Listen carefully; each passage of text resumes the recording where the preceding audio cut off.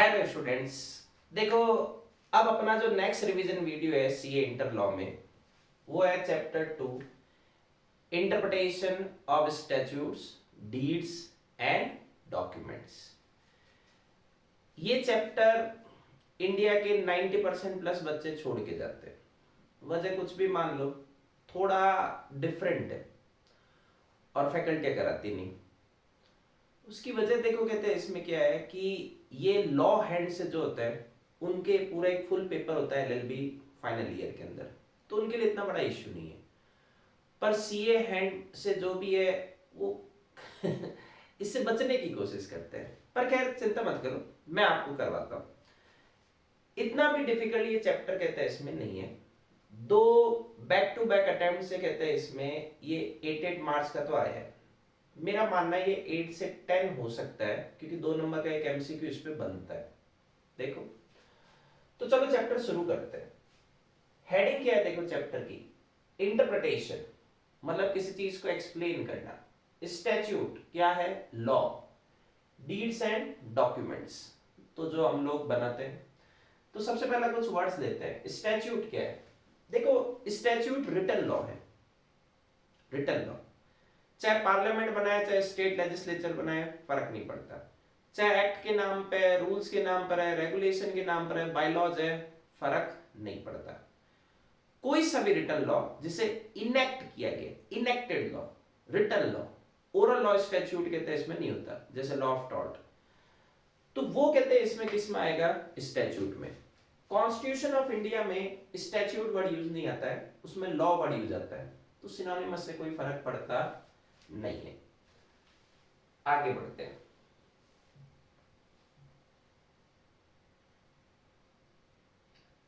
Second लेते हैं document. अच्छी डेफिनेशन दे रखी है। इन जनरल हम लोग डॉक्यूमेंट से क्या समझते हैं? कोई भी पेपर या अदर मटेरियल थिंग जो किसी पर्सन के बारे में प्रूफ या एविडेंस देते हैं। अब जैसे अपने आधार कार्ड, वोटर आईडी कार्ड और ये सब कुछ क्या है, डॉक्यूमेंट ही तो है। अब सेक्शन 3 इंडियन एविडेंस एक्ट क्या कहता है, इसको आपको केयरफुली कहते हैं इसमें समझना है। सेक्शन 3 इंडियन एविडेंस एक्ट कहता है डॉक्यूमेंट मींस एनी मैटर, तो मतलब डॉक्यूमेंट किसी भी चीज से रिलेटेड हो सकता है। तो ये डेफिनेशन काफी कॉम्प्रिहेंसिव है। which is expressed or described upon any substance। substance वो बेस जिस पे वो डॉक्यूमेंट की वर्डिंग लिखी जाएगी। अब एक्सप्रेस या डिस्क्राइब कैसे किया, by means of letter, figures और मार्क्स। ठीक है, क्यों किया? For the purpose of recording that matter, ताकि उसको लिखा जा सके। ठीक है, अब मैं आपको एक सिंपल एग्जांपल देता हूं। घर में मम्मी कैलेंडर यूज करती होगी दूध का हिसाब लिखने के लिए, तो कैलेंडर क्या है यहाँ पर, सब्सटेंस। जो कैलकुलेशन ऑफ मिल्क है वो क्या हो गया, मैटर। ठीक है, अब उस पर टिक मार्क और ये जो क्या हो गया, लेटर, फिगर, मार्क्स, ये 1 किलो 2 किलो जो भी आता है लिख देते हैं। क्यों करते हैं? ताकि मंथ के एंड में हिसाब में गड़बड़ ना हो, फॉर रिकॉर्डिंग दैट मैटर। तो 4 एलिमेंट्स है डॉक्यूमेंट के जो यहाँ पर डेफिनेशन में थे। ठीक है, तो पहला एलिमेंट मैटर, जो बता रहा है डेफिनेशन काफी कॉम्प्रिहेंसिव है। दूसरा एलिमेंट है रिकॉर्ड, कोई म्यूचुअल या मैकेनिकल डिवाइस जो किससे जुड़ी हुई है, सब्सटेंस से। सब्सटेंस वो बेस जिस पर सब कुछ लिखा जा रहा है, जिससे मेंटल या इंटेलेक्चुअल थिंग परमानेंट फॉर्म में आती है, वरना हम भूल जाते हैं। और फोर्थ एलिमेंट है मींस, जिससे वो परमानेंट फॉर्म एक्वायर की जाती है। अगला है इंस्ट्रूमेंट। देखो, 2 वर्ड है, एक है इंस्ट्रूमेंट और दूसरा है डीड। इसकी स्टार्टिंग एग्जाम में एमसीक्यू हो सकती है। इंस्ट्रूमेंट आते क्या क्लिक होना चाहिए, फॉर्मल लीगल डॉक्यूमेंट। डीड आते क्या क्लिक होना चाहिए, इंस्ट्रूमेंट इन राइटिंग। ठीक है, अब दोनों में कॉमन चीजें क्या है? सबसे पहला, दोनों के रूट से कोई ना कोई लीगल राइट या लीगल ड्यूटी क्या की जा रही है, एक्सचेंज, क्रिएट, कंफर्म, मॉडिफाई की जा रही है। इंडिया में डीड्स और इंस्ट्रूमेंट में कोई डिफरेंस नहीं है। फिर भी all deeds are instrument but all instrument are not deed. मतलब किसका स्कोप वाइडर कहते हैं इसमें होता है, इंस्ट्रूमेंट का। जैसे नेगोशिएबल इंस्ट्रूमेंट्स है तो वो इंस्ट्रूमेंट है पर वो डीड नहीं है।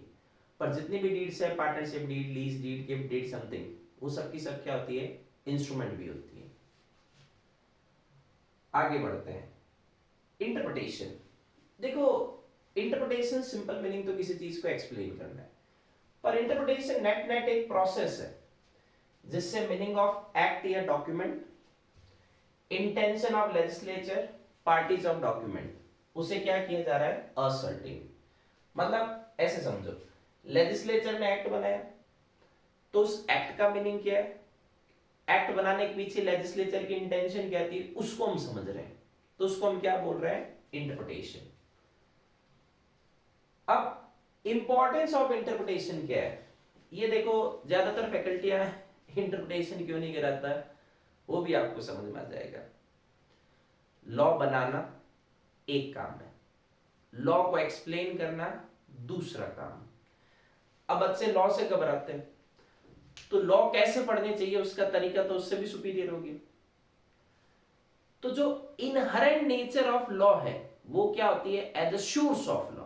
मतलब कोई भी आपसे पूछे कि भाई कंपनी से रिलेटेड मुझे लॉ पता करनी, क्या पढ़ो, तो हम क्या बोलेंगे, कंपनीज एक्ट पढ़ लें। तो इसका मतलब कंपनीज एक्ट कंपनी से रिलेटेड लॉ का सोर्स है, तो उसका प्रॉपर इंटरप्रिटेशन तो होना चाहिए। तो इसके लिए इंटरप्रिटेशन की क्या होती है, इंपॉर्टेंस। ये सोर्स ऑफ लॉ तो मैं खैर एक्स्ट्रा क्लास में पढ़ता हूँ, वो आपके काम का नहीं है। क्लासिफिकेशन ऑफ इंटरप्रिटेशन, जोलोविक्स कहता है इंटरप्रिटेशन दो तरीके का है, एक है लीगल, दूसरा है doctrinal. Actual rule of law which binds the जजेस to place a certain meaning. मतलब जज साहब कहते हैं इसमें अपना दिमाग नहीं लगा सकते क्योंकि लॉ अपने आप में क्लियर है, तो वो कौन सा इंटरप्रिटेशन है, लीगल। और अगर आपने कहीं और से कहते मीनिंग पता किया तो उसका नाम क्या है, डॉक्ट्रिनल। अब इंटरप्रिटेशन को कंपेयर किया जाता है कंस्ट्रक्शन से। वैसे तो देखो इंटरप्रिटेशन और कंस्ट्रक्शन दोनों आपस में इंटरचेंजेबल वर्ड्स है, पर फिर भी दोनों में डिफरेंस होता है। तो जब तक डिफरेंस की बात नहीं है तब तक दोनों सिनोनिमस का काम करते हैं।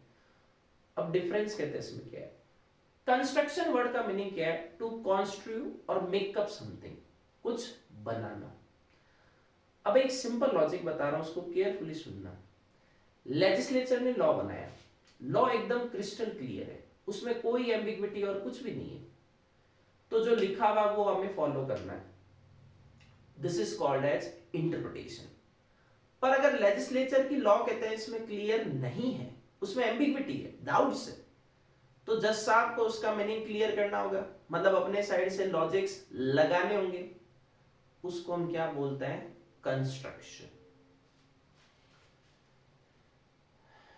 तो देखो इंटरप्रिटेशन क्या है, to find out true sense of legislature in any form, बस जैसा दे रखा है उसको किसी भी तरीके से पता कर लो। कंस्ट्रक्शन क्या है, to draw conclusion in respect of subject that lie beyond the direct expression of law. मतलब जो लिखा हुआ है उससे बाहर मैटर जा रहा है, तो हमें समझना पड़ेगा कि आखिर वो मैटर था क्या, तो हम अपने साइड से कुछ लॉजिक्स लगा रहे हैं, कुछ बना रहे हैं, उसको हम क्या बोल रहे हैं, कंस्ट्रक्शन। अब जब कोड फॉलो करता है या एडहियर करता है plain meaning of words, this is called as interpretation. तो मैं कह ही रहा हूं जब मीनिंग सिंपल है तो इंटरप्रिटेशन होता है। लेकिन जब मीनिंग प्लेन नहीं है और कोड को डिसाइड करना है कि जो ये सब्जेक्ट मैटर मेरे सामने आ गई ये लॉ से कवर हो भी रही है या नहीं हो रही, मतलब जज साहब अपना दिमाग चला रहे हैं, उसको हम क्या बोलते हैं, कंस्ट्रक्शन। ठीक है। अब एक केस था, वैसा आईसीए देती नहीं तो काम का नहीं है, ओनली रीडिंग इसलिए लिखा हुआ है, ली वर्सेस स्नैप। कोई सी भी इंटरप्रिटेशन की बुक हो, ये केस के बिना नहीं हो सकती। इस केस में क्या बताया गया, यूके मोटर व्हीकल एक्ट में एक प्रोविजन था कि अगर कोई पर्सन दूसरे पर्सन का एक्सीडेंट कर दे तो उस पर्सन की ड्यूटी, मतलब गिल्टी पर्सन की ड्यूटी है उसे कुछ समय एक्सीडेंटल प्लेस पे रुकना चाहिए, पर यह नहीं बताया क्यों रुकना चाहिए। अब हुआ क्या, नैप ने ली का एक्सीडेंट कर दिया, ये एक्सीडेंटल प्लेस पे 2 मिनट रुका फिर भाग गया, तो ली ने नैप के अगेंस्ट में केस फाइल किया। नैप का एडवोकेट कहता है sir UK motor vehicle act क्या कहता है, कुछ समय रुकना चाहिए, मेरा क्लाइंट पूरे 2 मिनट रुका। अब लॉ में क्या होता है, कई बार लकूना होता है, लकूना मतलब एक गैप होता है। अब देखो लेजिस्लेचर ने सोचा तो सही था पर लिखना भूल गई क्यों रुकना चाहिए, अगर यह लिखा होता कि वहां पर भाई उसको फर्स्ट एड दो, उसको हॉस्पिटलाइज कराओ, समथिंग ये, तो हम सीधा उसको फॉलो कर लेते, ये होता इंटरप्रिटेशन।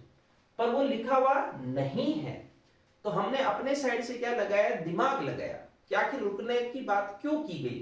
तो ऑब्वियस सी बात है, जिसने ठोका सबसे नियर उस समय उस विक्टिम के वही पर्सन होता है, तो उसको फर्स्ट एड और दे सकता है। तो अब हमने अपने साइड से इसका मीनिंग निकालने की कोशिश की है, इसको हम क्या बोलते हैं, कंस्ट्रक्शन। खैर, अगला लेते हैं रूल्स ऑफ इंटरप्रिटेशन या कंस्ट्रक्शन। ये सारे प्राइमरी रूल्स हैं, फिर आएंगे अपने सेकेंडरी रूल्स। पहला लेते हैं primary rules, rule of literal और ग्रामेटिकल कंस्ट्रक्शन। देखो, लिटरल रूल को first and primary rule of construction कहते हैं, कार्डिनल रूल ऑफ कंस्ट्रक्शन कहते हैं। वो कहता है कि भाई जब तक मैं बैटिंग कर रहा हूं बाकियों का नंबर नहीं आएगा। सही बात है।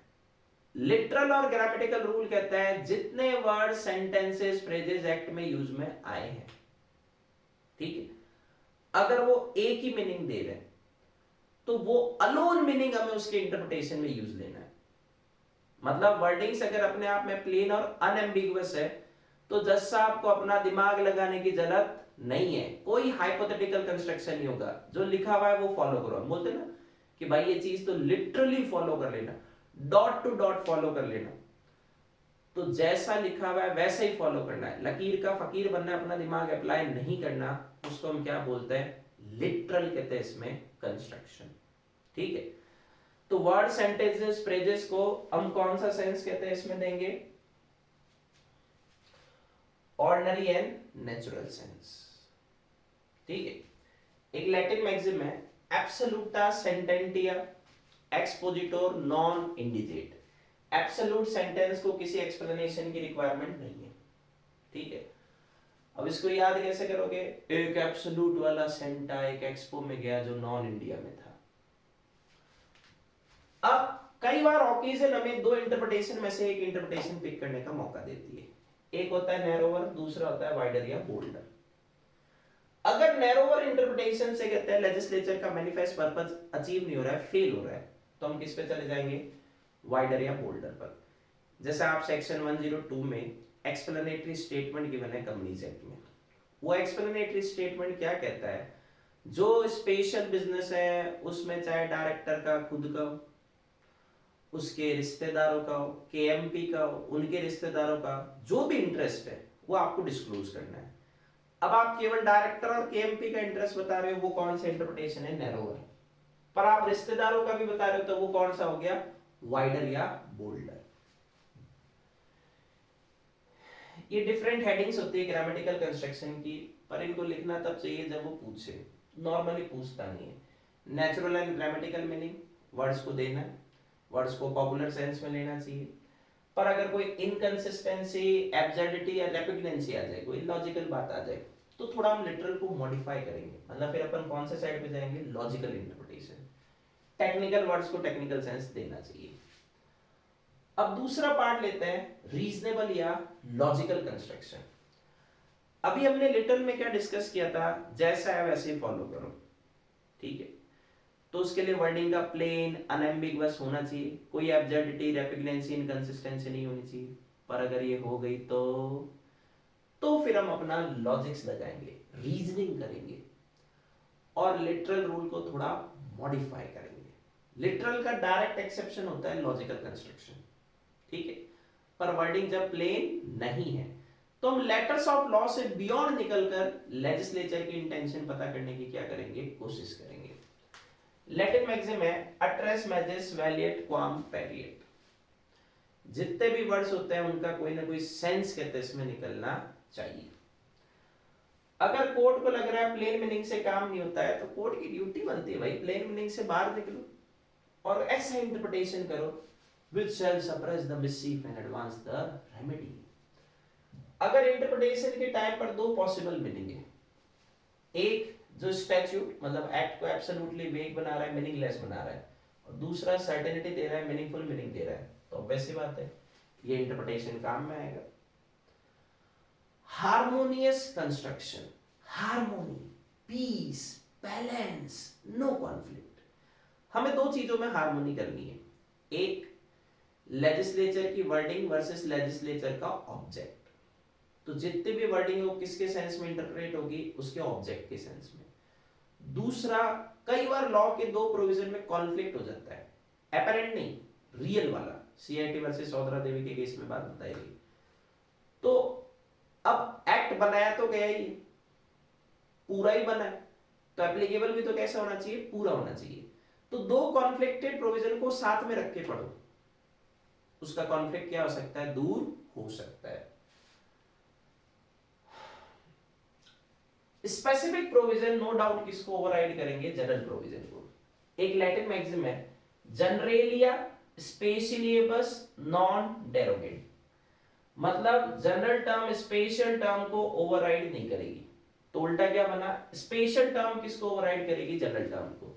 तो अगर ये रूल लिखा हुआ आ जाए तो मतलब वो किसकी बात कर रहा है, हार्मोनियस रूल की। लेकिन जब अपन कहते हैं इसमें रीजनेबल कंस्ट्रक्शन करने गए तो हमें पता चला वर्डिंग तो एक ही मीनिंग दे रही है, एक ही मीनिंग दे रही है, तो वापस कौन सा रूल आ जाएगा, लिटरल। ध्यान रखो, लिटरल से बाहर कब निकल रहे हैं, जब वर्डिंग एक से ज्यादा मीनिंग दे रही है। एक ही मीनिंग है तो वापस क्या एप्लीकेबल हो जाता है, लिटरल। फिर हेडन्स रूल और मिस्सीफ रूल। मिस्सीफ डिफेक्ट के सेंस में आ रहा है, जब लेजिस्लेचर की लैंग्वेज एक से ज्यादा इंटरप्रिटेशन कर रही है। तो मोस्ट फॉर्मरी रूल कौन से केस में दिया गया, हेडन के केस में। और हेडन का केस कहता है भाई ऐसा इंटरप्रिटेशन करो which shall suppress the mischief and advance the remedy. अब हेडन का केस 4 मैटर पे टिका हुआ, 4 मैटर्स। ये जितने भी येलो दिख रहे हैं ये सब एग्जाम के लिए इंपॉर्टेंट है। वो 4 मैटर्स कहते हैं, इसमें क्या है, हेडन का रूल कहता है भाई सोसाइटी में कोई डिफेक्ट चल रहा है, प्रॉब्लम चल रही है, और उसके लिए कोई कहते हैं सफिशिएंट लॉ नहीं है। तो सबसे पहला पुरानी लॉ क्या थी, उसमें क्या कहते हैं, इसमें मिसचीफ था, डिफेक्ट था। नई लॉ में आपने क्या रेमेडी दी, और रेमेडी देने के पीछे क्या रीजंस थे। ये 4 मैटर पे कौन सा केस टिका हुआ है, हेडन का। सीआईटी वर्सेस सौदरा देवी, मिसचीफ रूल कब एप्लीकेबल होगा, जब लैंग्वेज जो यूज में आई है वो एम्बिगुअस है, एक से ज्यादा मीनिंग देती है। अगर किसी एक्ट का पर्पस पब्लिक सेफ्टी है, जैसे minimum wages act, workmen's compensation act, तो आपको फिर कहते हैं उन वर्कर्स के बेनिफिट वाला इंटरप्रिटेशन करना चाहिए। पर इस रूल को तोड़ दिया और किस में मिक्स कर दिया है, बेनिफिशियल कंस्ट्रक्शन में, वो अभी अपन देखेंगे। करेक्ट प्रिंसिपल क्या है, हमें लगा लॉ एक से ज्यादा मीनिंग दे रही है, मतलब वर्डिंग एक से ज्यादा मीनिंग दे रही है, हम कंस्ट्रक्शन करने चले गए। कंस्ट्रक्शन करने गए तो पता चला फिर से एक ही कंस्ट्रक्शन है, मतलब एक से ज्यादा मीनिंग नहीं है, गलत फहमी थी। तो अब Heydon rule ceases to be controlling, giving way to plain meaning rule. और प्लेन मीनिंग रूल कौन सा है, literal. Rule of beneficial construction कहता है अगर सोसाइटी में पास्ट में कुछ पर्संस के साथ फेयर ट्रीटमेंट नहीं हुआ, वो अंडर प्रिविलेजेस रह गए, और उनके अपलिफ्टमेंट के लिए हमने लॉ बनाई है, और वो एक से ज्यादा मीनिंग दे रही है, तो फिर कहते हैं इसमें उनके बेनिफिट वाला इंटरप्रिटेशन किया जा सकता है। मिनिमम वेजेस एक्ट क्यों बनाया गया, एम्प्लॉयर 100 का काम कर रहा है, वर्कर उसको 10 रुपए दे रहा है, वो भी गाड़ियां निकाल के। तो भाई मिनिमम वेजेस तो कम से कम कुछ तो डिसाइड करो कि इतना तो आपको देना होगा, तो वो मिनिमम वेजेस एक्ट बने। तो अब सपोज करो कल को इस एक्ट में या वर्कमेंस कंपनसेशन एक्ट में कोई डाउट आ जाए, तो हमेशा ध्यान रखना चाहिए एक्ट बनाया क्यों गया है, वर्कर्स के बेनिफिट के लिए। तो इंटरप्रिटेशन एक से ज्यादा मीनिंग आते वर्कर्स के बेनिफिट वाला होगा। अब एक्सेप्शनल इंटरप्रिटेशन, इसमें देखो बहुत सारा एस्पेक्ट है। कॉमन सेंस रूल कहता है कि भाई हम लोग कॉमन सेंस कहते किसे हैं, अपने सामने कोई सिचुएशन आई जो क्लियर नहीं है, साम दाम दंड भेद, किसी भी तरीके से हम उसका मीनिंग निकालकर कोई ना कोई सेंस देने की कोशिश करते हैं, तो वो कौन सा रूल होता है, कॉमन सेंस रूल। वर्ड्स अगर अपने आप में प्लेन है तो हम उसको वही मीनिंग दे देंगे। वर्ड्स एम्बिगुअस है, उससे कोई मीनिंग बन ही नहीं रहा और मीनिंग देने की कोशिश करेंगे तो अर्थ का अनर्थ हो जाएगा, तो ऐसे वर्ड्स को हम क्या कर देते हैं, इग्नोर कर देते हैं, आइसोलेट कर देते हैं। तो ये भी तो एक कॉमन सेंस है जब कोई सेंस नहीं बन रहा। लेकिन दूसरे साइड कहता है अपना अट्रेस मैचेस कि भाई वर्ड का कोई तो सेंस निकालो। अगर वो सीधा सीधा मीनिंग नहीं दे रहा तो सेंस कौन सा निकाल दो, उल्टा वाला, एक्सेप्शनल रूल। एंड और बन जाएगा, और एंड बन जाएगा, मे शैल बन जाएगा, शैल मे बन जाएगा, फॉर्म को क्या कर दो, उल्टा कर दो। इसलिए इस रूल का नाम क्या है, एक्सेप्शनल। पर एक कॉमन सेंस तो काम का नहीं है, ये फिर भी काम का है। Conjunctive and disjunctive words. अब देखो, कंजंक्टिव जो दो चीजों को जोड़ता है, डिसजंक्टिव जो दो चीजों को सेपरेट करता है। तो एंड क्या है, कंजंक्टिव है, दो चीजों को जोड़ता है, उनके रिलेशनशिप को बताता है। और क्या है, डिसजंक्टिव है, दो चीजों को सेपरेट करता है। पर लेजिस्लेटिव की मैनिफेस्ट इंटेंशन को क्लियर करने के लिए कई बार एंड क्या पढ़ा जाता है, और क्या बन जाता है, एंड, उल्टा। एक्सेप्शन रूल का मतलब फॉर्म चेंज कर दो।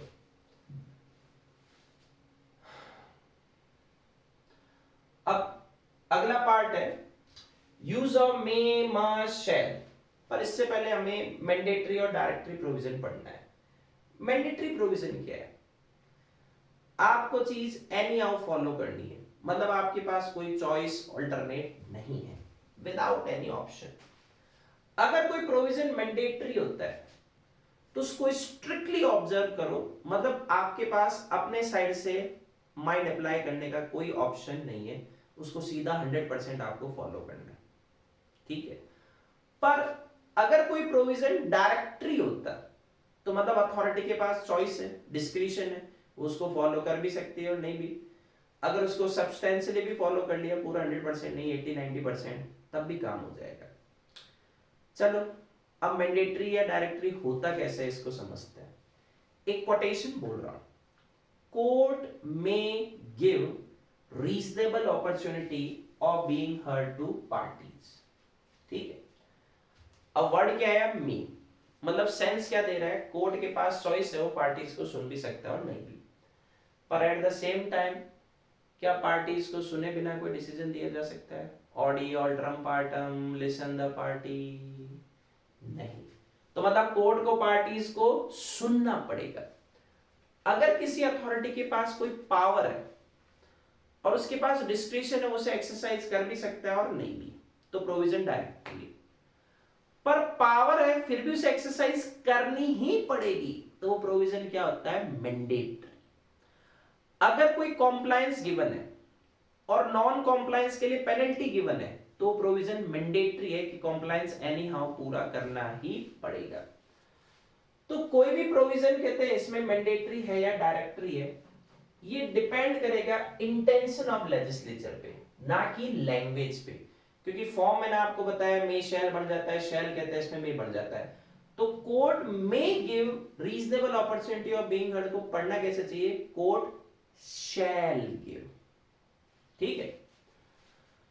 अब मे शैल मस्ट, देखो मे नॉर्मली किसकी बात करता है, डिस्क्रिशन, चॉइस की।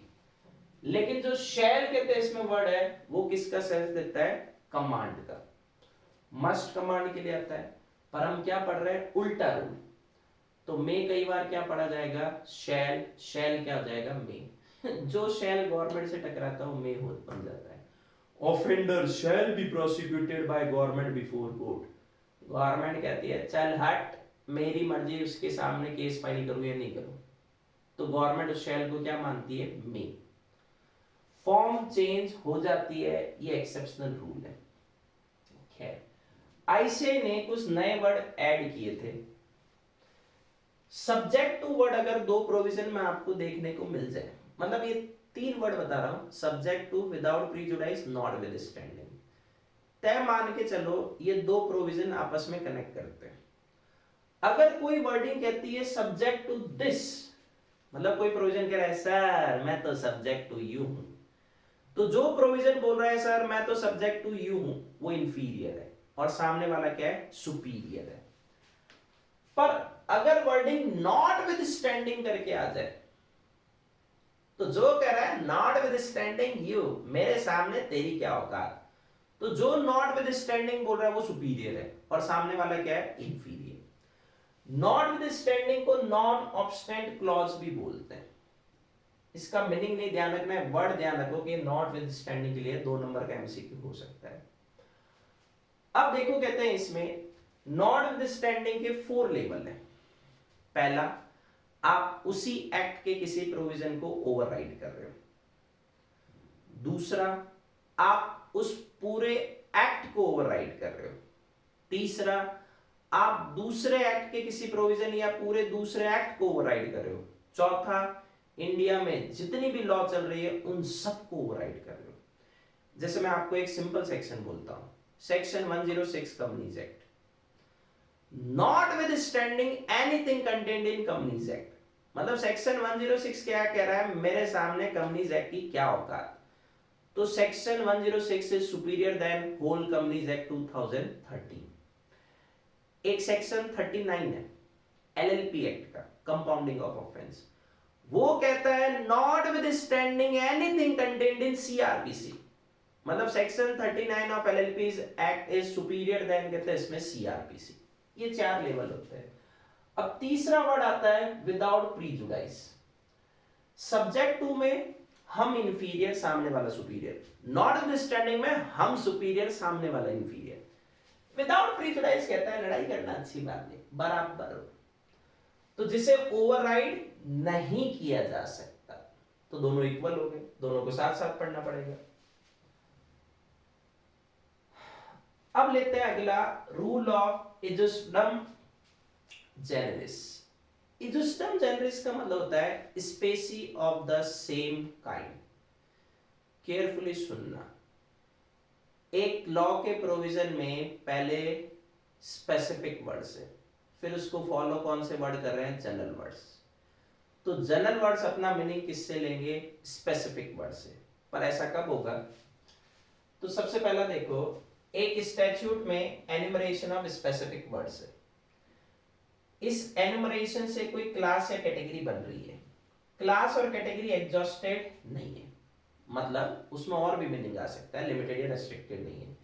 जनरल टर्म किसको फॉलो करिए, स्पेसिफिक को। तो पहले इजुस्डम जनरलिस लगाना है तो स्पेसिफिक वर्ड्स, देन कौन से वर्ड, जनरल वर्ड्स। और लेजिस्लेचर की कोई डिफरेंट इंटेंशन नहीं है, तो जनरल टर्म अपना मीनिंग किससे ले लेगी, स्पेसिफिक से। कैसे, मान लो एक एक्ट में आपको परमिशन दे रखी है to keep cat, dog, cows, other animals. Cat, dog, cows, other animals. तो सबसे पहला देखो, कैट, डॉग, काउज कौन से वर्ड है, स्पेसिफिक वर्ड्स। इससे कैटेगरी क्या बनी, पेट एनिमल्स, डोमेस्टिक एनिमल। क्या पेट एनिमल से 3 ही होते हैं, नहीं, और भी हो सकते हैं, तो ये कैटेगरी एग्जॉस्टेड नहीं है। जनरल टर्म किसको फॉलो कर रही है, स्पेसिफिक वर्ड्स को। अदर एनिमल किसके बाद आए, स्पेसिफिक वर्ड्स के। तो अदर एनिमल्स भी कौन से वाले होंगे, पेट एनिमल्स। कौन से नहीं होंगे, वाइल्ड एनिमल्स कहते हैं, इसमें नहीं होंगे। इंटरप्रिटेशन आपको सिखाता है लॉ पढ़नी कैसे। तो आपको लॉ अगर अच्छे से समझनी है, उसमें जो वर्डिंग यूज में आती है, अब आपको तो पता ही नहीं था कि मे शैल हो जाता है, शैल में हो जाएगा, एंड और हो जाता है, और एंड हो जाता है। पर ये सब बातें कौन सिखाता है, interpretation. Interpretation being a professional आपको वैसे भी जरूरत पड़ेगी। कब ये इजुस्डम जनरलिस एप्लीकेबल नहीं होगा, पहले जनरल वर्ड्स आ गए फिर स्पेसिफिक वर्ड्स। इजुस्डम जनरलिस का बेस क्या है, पहले specific words then general words. उल्टा हो गया तो इजुस्डम जनरलिस नहीं आएगा, इसका बड़ा भाई आएगा, नॉस्किटर सुसाइस। नॉस्किटर सुसाइस इज वाइडर देन इजुस्डम जनरलिस, या यूं कह सकते हैं इजुस्डम जनरलिस किसका पार्ट है, नॉस्किटर सुसाइस का ही पार्ट है। तो अगर पहले general then specific, again general word अपना मीनिंग किससे लेंगे, स्पेसिफिक से। पर इजुस्डम जनरलिस के नाम पर नहीं, नॉस्किटर सुसाइस के नाम पर। फिर अगर स्पेसिफिक या particular words exhaust the whole genus, या लेजिस्लेचर की इंटेंशन है जनरल टर्म अपना मीनिंग स्पेशल टर्म से ना ले। आप एक काम करना, section 271 winding up of company पढ़ लो, पार्टनरशिप एक्ट में सेक्शन 44 पढ़ लो, dissolution of firm by court. LLP act के अंदर सेक्शन 63 पढ़ लो, 63, 64 grounds for winding up of LLP. सब में लास्ट वर्डिंग क्या आती है, other just and equitable grounds. तो पहले 5 स्पेसिफिक सिचुएशन और फिर 6 में क्या दे दिया, other just an equitable ground. तो other just an equitable ground ऊपर वाले 5 से मीनिंग नहीं लेगा क्योंकि वो एग्जॉस्टेड होते हैं। खैर, अब सेकेंडरी रूल में नॉस्किटरस सोसाइस associated words to be understood in common sense manner, ये तो मैं करवा ही चुका हूं। दूसरा पार्ट लेते हैं। अब आपकी दो लैटिन मैगजिम्स हैं, डॉक्ट्राइन ऑफ कंटेम्पोरेनिया एक्सपोजिटियो, कंटेम्पोरेनिया एक्सपोजिटियोस्ट ऑप्टिमा एट फोर्टिसिस्मा इन लीगे, याद करनी पड़ेगी Latin maxims. Law should be understood in the sense in which it was understood at the time when it is past. मतलब कोई भी लॉ समझनी है आज के टाइम में हमें वो और लगेगी तो उस समय जाकर समझो जिस समय उसको बनाया गया था। Optima legum interpessest constitude, custom is the best interpreter of law। Custom से बढ़िया लॉ को कोई नहीं समझाता। अब अगला पार्ट लेते हैं, internal aids to interpretation. Internal aid का मतलब एक्ट के अंदर ही कोई हेल्प गिवन है, उससे भी अपन क्या कर सकते हैं, इंटरप्रिटेशन के टेस्ट में कर सकते हैं। ठीक है, तो सबसे पहला देखो हमें एक्ट्स के अंदर हेल्प पे क्यों जाना पड़ा। जब वर्डिंग प्लेन है, एम्बिगुअस है, एम्बिगुअस है, एक से ज्यादा मीनिंग दे रही, क्योंकि प्लेन वर्डिंग होती तो हम किससे बाहर नहीं निकलते, लिटरल रूल से ही बाहर नहीं निकलते। वो डाउटफुल है, इसके लिए हमें इंटरप्रिटेशन करना पड़ रहा है। और मदद एक्ट के अंदर से ली उसको बोलते हैं इंटरनल एड, मदद एक्ट के बाहर से ली उसको बोलते हैं एक्सटर्नल एड्स। एक्ट के अंदर के 10 वर्ड्स है, एक्ट के बाहर के 6 है, तो उन सिचुएशन को समझते हैं। तो सबसे पहला लेते हैं टाइटल। एक्ट के नाम को क्या बोलते हैं, शॉर्ट टाइटल। एक्ट बनाने के पर्पस को क्या बोलते हैं, लॉन्ग टाइटल या प्रीएम्बल। ठीक है, अब कंपनीज एक्ट 13, क्या इससे कोई इंटरप्रिटेशन हो सकता है। शॉर्ट टाइटल केवल एक्ट को आइडेंटिफाई करता है, उसको डिस्क्राइब नहीं करता। लॉन्ग टाइटल कहते हैं इसमें एक्ट को आइडेंटिफाई नहीं कर रहा है बल्कि उसको डिस्क्राइब कर रहा है। ठीक है, और लॉन्ग टाइटल किसका पार्ट है, एक्ट का ही, तो उसको अपन क्या कर सकते हैं, एक्ट के इंटरप्रिटेशन में यूज ले सकते हैं। किसके लिए, एक्ट के ऑब्जेक्ट, स्कोप एंड पर्पस को डिटरमाइन करने के लिए। जैसे कंपनीज एक्ट में लॉन्ग टाइटल दिया हुआ है, an act to consolidate and amend the law relating to companies, तो इसका मतलब कहते हैं इसमें कंपनीज एक्ट 13 क्यों बनाया गया। तो सबसे पहला कंपनीज एक्ट 1956 को मिक्स कर रहा है, क्या एज इट इज कर रहा है, नहीं, उसमें कहते हैं इसमें क्या है, थोड़े चेंजेस भी किए गए हैं। प्रीएम्बल, केयरफुली समझना, प्रीएम्बल भी क्या कर रही है, एक्ट के स्कोप, पर्पस एंड ऑब्जेक्ट को डिफाइन कर रही है, but more comprehensively than long title. Preamble भी लॉन्ग टाइटल की तरह एक्ट का ही पार्ट है, मतलब प्रीएम्बल के लिए लॉन्ग टाइटल को कनेक्ट करना है, तो ये भी एक्ट की कहते हैं इसमें डाउटफुल वर्डिंग के इंटरप्रिटेशन में काम में आ सकती है। प्रीएम्बल बेसिकली करती क्या है, एक्ट बनाने के पर्पस को बता रही है, वो एविल बता रही है जो इस एक्ट के रूट से क्या की जानी है, रिमूव कहते हैं इसमें की जानी है। किसी भी इंटरनल एड की इतनी औकात नहीं है कि वो एक्ट की प्लेन वर्डिंग को ओवरराइड कर सके, कोई सी भी नहीं कर सकती। फिर heading and title of a chapter, देखो इसको इधर से समझो। कंपनीज एक्ट का चैप्टर 9 क्या है, अकाउंट्स ऑफ कंपनी, उसमें कौन से सेक्शन आते हैं, 128 से 138। तो देखो लैंग्वेज कैसे बनेगी, नंबर ऑफ सेक्शंस, एप्लीकेबल, या पहले क्या तो number of sections group together एक साथ रखे हैं, applicable on a specific purpose जैसे accounts of company, some time, prefix by chapter, and heading क्या है, अकाउंट्स ऑफ कंपनी। तो बहुत सारे सेक्शन को आपने एक जगह रखा है इस चैप्टर के नाम से और इस हेडिंग के साथ, तो ये हेडिंग भी कभी कभार इंटरप्रिटेशन में क्या कर सकती है, मदद कर सकती है। कल को मान लो डाउट आ जाए कि सर 128 से 138 का स्कोप कितना है, तो स्कोप केवल कितना है, अकाउंट्स ऑफ कंपनी, उससे बाहर दिमाग लगाने की जरूरत नहीं है। तो देखो हेडिंग और टाइटल भी प्रीएम्बल की तरह किसकी मदद करते हैं, इसमें कर रही है, इन वर्डिंग के स्कोप को समझने में। पर जिस ग्रुप ऑफ सेक्शंस की हेडिंग है वो उसी के तो इंटरप्रिटेशन करेगी, वो दूसरे ग्रुप ऑफ सेक्शंस का क्या नहीं कर सकती, इंटरप्रिटेशन नहीं कर सकती।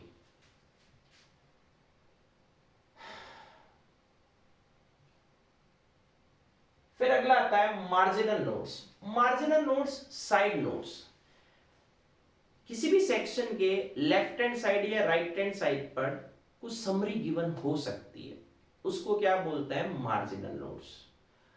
मार्जिनल नोट्स जिस समय एक्ट पार्लियामेंट से पास कराया जाता है उसमें नहीं लिखे जाते, एक्ट पार्लियामेंट से पास होने के बाद लेजिस्लेचर क्या करती है, ऐड करती है। जो चीज पार्लियामेंट से अप्रूव नहीं हुई उसकी कोई लीगल सेंसिटिविटी तो है नहीं, तो मार्जिनल नोट से नॉर्मली क्या नहीं होता, इंटरप्रिटेशन नहीं होता।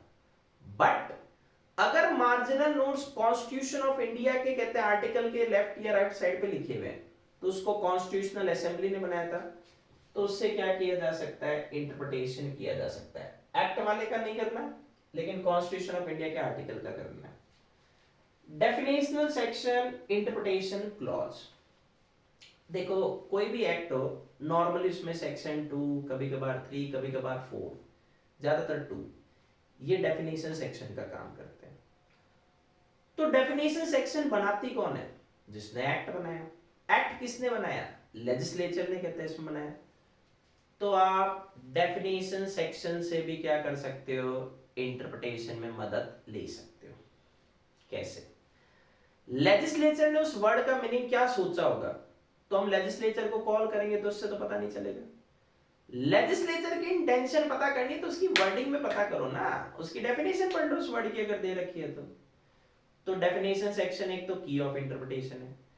अगर मान लो कोई वर्ड डेफिनेशन सेक्शन में डिफाइन किया गया है, ठीक है, तो इसका मतलब जिन जिन सेक्शन में वो फिर से यूज आएगा उसको फिर से डिफाइन करने की जरूरत नहीं है।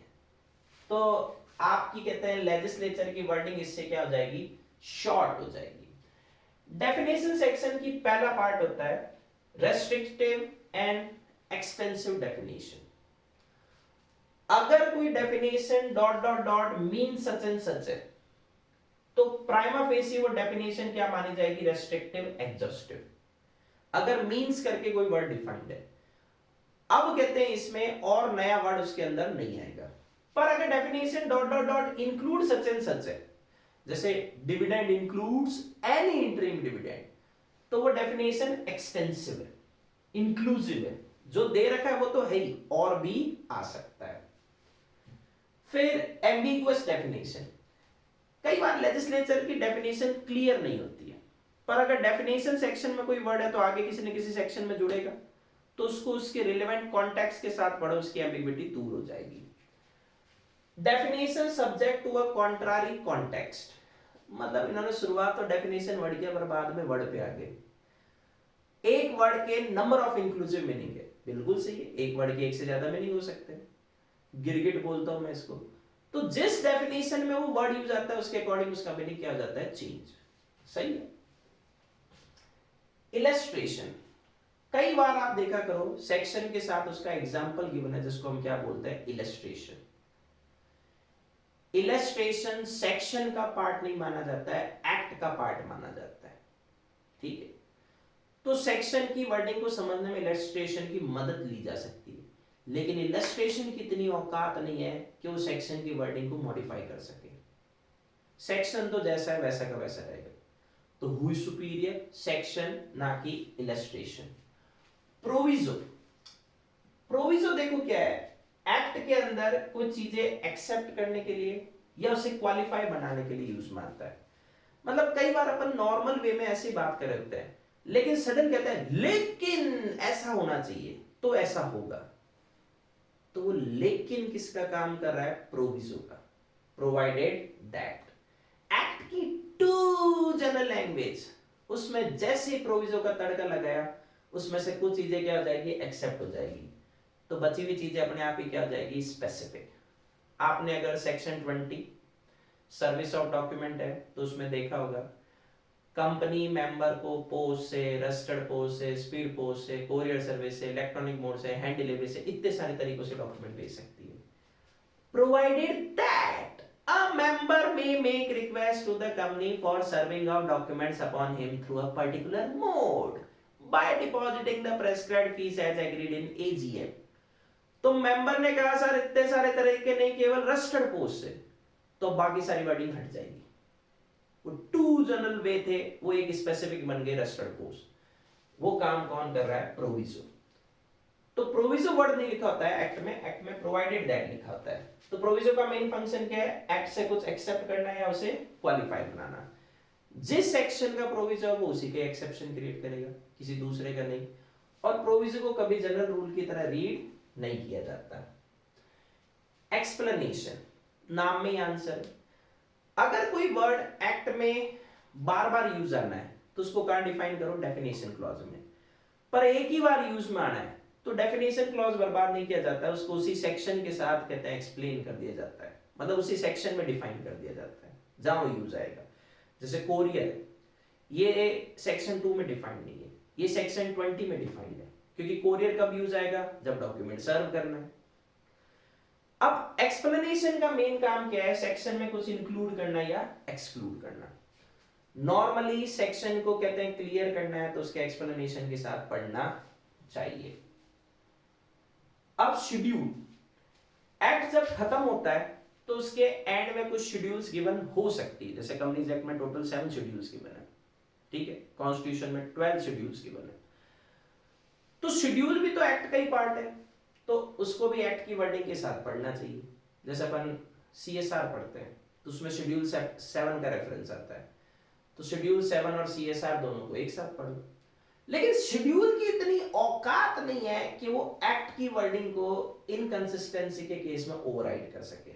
अगर एक्ट वर्सेस शेड्यूल की लड़ाई होगी तो जीतेगा एक्ट की wording. Read the statute as a whole, ये एलिमेंट्री बेसिक प्रिंसिपल है कि भाई जब एक्ट बनता पूरा है, हार्मोनियस रूल में भी ये बात आती है, तो उसका एप्लीकेबिलिटी या इंटरप्रिटेशन भी तो कैसे होना चाहिए? पूरा होना चाहिए। लॉर्ड वास्टन डीड के सेंस में कहता है भाई डीड के बहुत सारे क्लॉज हैं, एक क्लॉज को दूसरे क्लॉज के रेफरेंस पे पढ़ो।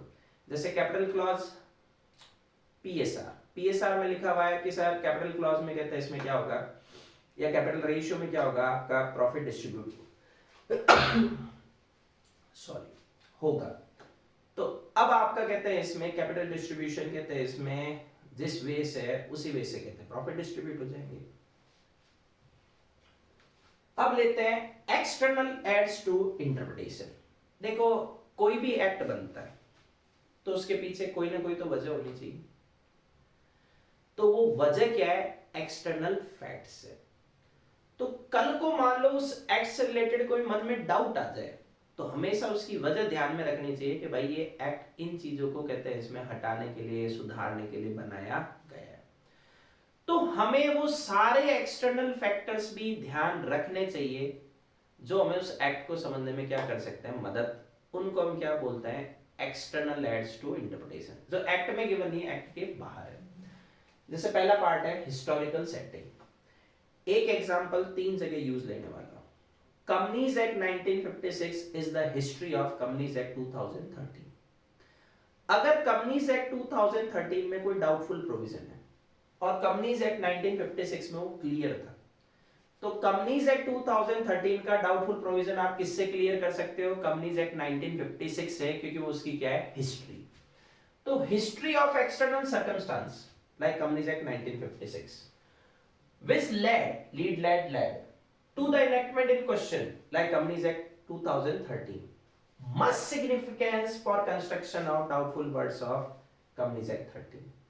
तो इसके लिए हमें वो सारे हिस्टोरिकल फैक्टर्स क्या करने चाहिए? ध्यान रखने चाहिए जो समझने में मदद कर सकते हैं। हिस्ट्री 2 तरीके की है, एक है जनरल, दूसरी है पार्लियामेंट्री। जनरल मतलब लीगल कस्टम्स, इसको साइड छोड़ो। पार्लियामेंट्री एंशिएंट स्टैट्यूट, पुराने law. Consolidating statute and previous law. कई सारे एक्ट की प्रीएम्बल में लिखा होता है an act to consolidate previous law, an act to consolidate previous law. तो मतलब नए वाले एक्ट में पुराना वाला एक्ट कंसोलिडेट हुआ है। तो जज साहब को भी इस प्रिजम्पशन से कहते हैं इसमें स्टिक करना पड़ेगा कि new law is not made to alter या अमेंड ओल्ड लॉ। तो वो पुराने वाले लॉ भी नए वाले लॉ के इंटरप्रिटेशन में मदद कर सकती है। यूसेज काम का पॉइंट है। कई बार क्या होता है, एक्ट में कुछ डाउटफुल वर्ड्स रह जाते हैं, किसी जज ने उन डाउटफुल वर्ड्स का अपना दिमाग लगा के एक कंस्ट्रक्शन किया, मतलब एक मीनिंग निकाला, वो मीनिंग सही था, बाकी सारे जज ने देखा भाई हमारा भी काम हो गया, उन्होंने उस वाले मीनिंग को फॉलो करना चालू कर दिया। तो कई बार किसी लॉ या एक्ट के अंदर जो एक्ट्स किए जाते हैं, वर्क किए जाते हैं, वो भी उसके इंटरप्रिटेशन में क्या करते हैं, मदद करते हैं।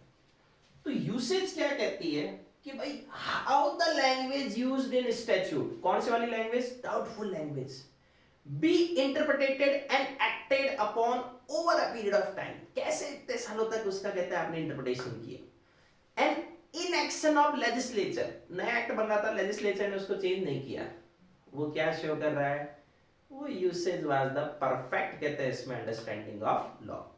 तो यूसेज, कस्टम, प्रैक्टिस तीनों इसी वे से आता है और उसमें वो लैटिन मैक्सिम भी ऐड कर दो।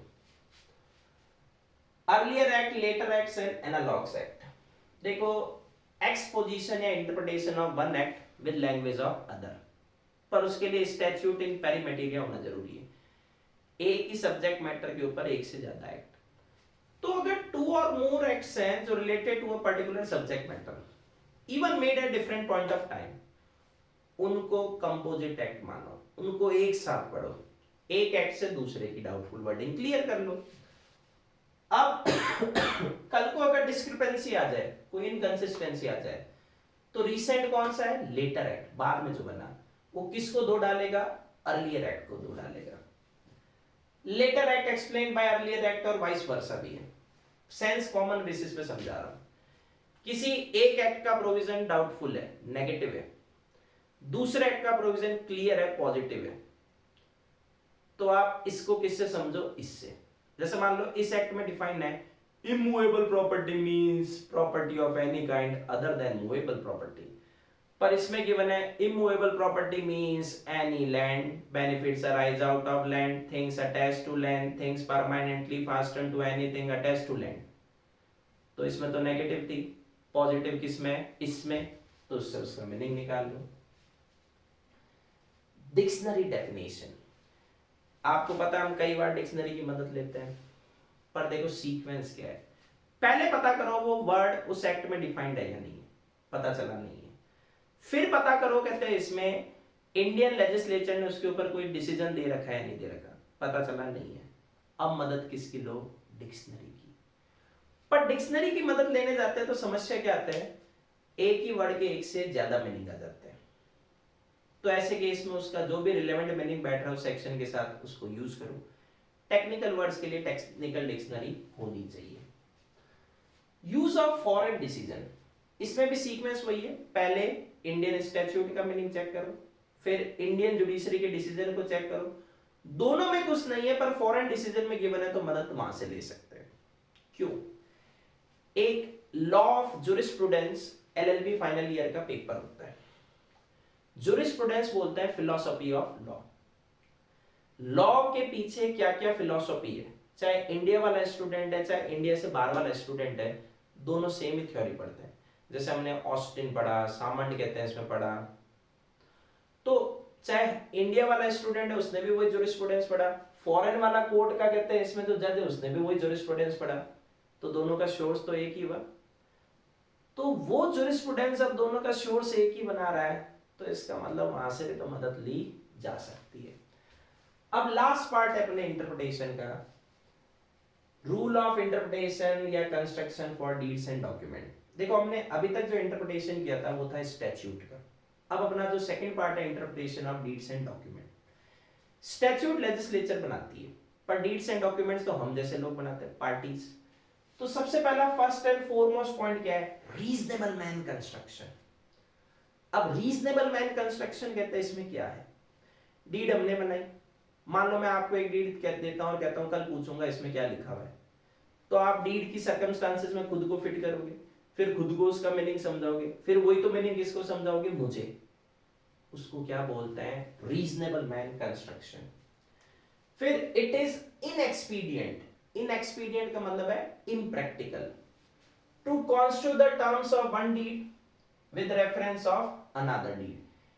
एक डीड से दूसरी डीड की टर्म्स नहीं समझी जा सकती क्योंकि दोनों की अपनी अपनी अलग अलग सर्कमस्टांसेस है। सेम वर्ड के एक ही डीड में नॉर्मली टू डिफरेंट मीनिंग नहीं होते जब तक कि सर्कमस्टांसेस ऐसा कंपेल ना करे या कॉन्टेक्स्ट ऐसा कंपेल ना करे। भाई सपोज करो डीड हम लिख रहे हैं तो हम जो वर्ड उसमें यूज कर रहे हैं उसका एक मीनिंग सोचते हैं एक से ज्यादा, नॉर्मली एक। पर कई बार कुछ सिचुएशन ऐसे होती है जिसमें एक से ज्यादा मीनिंग यूज आता है। जैसे मान लो वसीयत बन रही है, विल, तो विल वसीयत भी, विल मरने वाले की अंतिम इच्छा भी है और विल हेल्पिंग वर्ब भी है। तो एक ही वर्ड के क्या हो गए, एक से ज्यादा मीनिंग। फिर पार्टीज की इंटेंशन पता करनी है तो गोल्डन रूल क्या है, जितने भी वर्ड्स यूज माय डीड में उसको ऑर्डिनरी एंड नेचुरल सेंस दो। जिन सर्कमस्टांसेस में डीड बनाई जा रही है उसको भी टेकन इनटू अकाउंट करना चाहिए। Status and training of parties है उसको भी आप ध्यान रखो क्योंकि सेम वर्ड का ट्रेन पर्सन अलग मीनिंग निकालेगा और अनट्रेन पर्सन अलग मीनिंग निकालेगा। भाई ट्रेन तो टेक्निकल मीनिंग लेगा, अनट्रेन नॉर्मल मीनिंग लेगा। दो ट्रेन पर्सन में डीड बन रही है, कौन सा मीनिंग कहते हैं इसमें लो, टेक्निकल। दो अनट्रेन में बन रही है, कौन सा मीनिंग लो, नॉर्मल जनरल। एक ट्रेन्ड और दूसरा अनट्रेन्ड है, अब कौन सा लो, जनरल, क्योंकि वरना ट्रेन्ड पर्सन अनट्रेन्ड को वर्डिंग से धो डालेगा। Many words used in more than one sense, ठीक है। एक सेंस है जो डीड के सारे क्लॉजेस को इफेक्टिव बना रहा है, दूसरा सेंस है कुछ क्लॉजेस को इनइफेक्टिव बना देता है। तो जिस सेंस से सारे क्लॉजेस इफेक्टिव हो रहे हैं वही यूज लो। Conflict between two or more persons, two or more clauses of the same document. Conflict है तो हार्मोनियस रूल, कॉन्फ्लिक्ट अच्छी बात नहीं है तो ऐसा इंटरप्रिटेशन करो जिससे कॉन्फ्लिक्ट दूर हो जाए। पर फिर भी कॉन्फ्लिक्ट दूर नहीं हो रहा तो डीड का या डॉक्यूमेंट का अर्लियर क्लॉज किसको धो डालेगा, लेटर क्लॉज को, क्योंकि उसकी सीक्वेंस क्या थी, सुपीरियर कहते हैं इसमें थी। तो ये देखो आपका क्या हो गया इंटरप्रिटेशन। मेरे साइड से मैंने चैप्टर खत्म करवा दिया, ये रिवीजन वीडियो है, आप इसको नॉर्मल वीडियो की तरह कहते हैं इसमें यूज मत करो, ठीक है। थ्योरी का एक बेसिक होता है, रिटर्न मैटर खुद के हाथों से लिखा हुआ जितना होगा वो एग्जाम में उतना ही कहते हैं इसमें आपको याद आसानी से हो जाएगा, ठीक है। वर्डिंग सीधा आप कहते हैं इसमें फर्स्ट टाइम पढ़ोगे और वर्डिंग को बार बार पढ़ोगे तो जो बार बार पढ़ने वाला कॉन्सेप्ट है वर्डिंग दिमाग में फीड करा देगा। बेटर थिंग होती है इसके साथ में उसके क्वेश्चंस कहते हैं इसमें करो, ठीक है। तो मेरे साइड से आपको बेस्ट ऑफ लक, अच्छे से पेपर करना।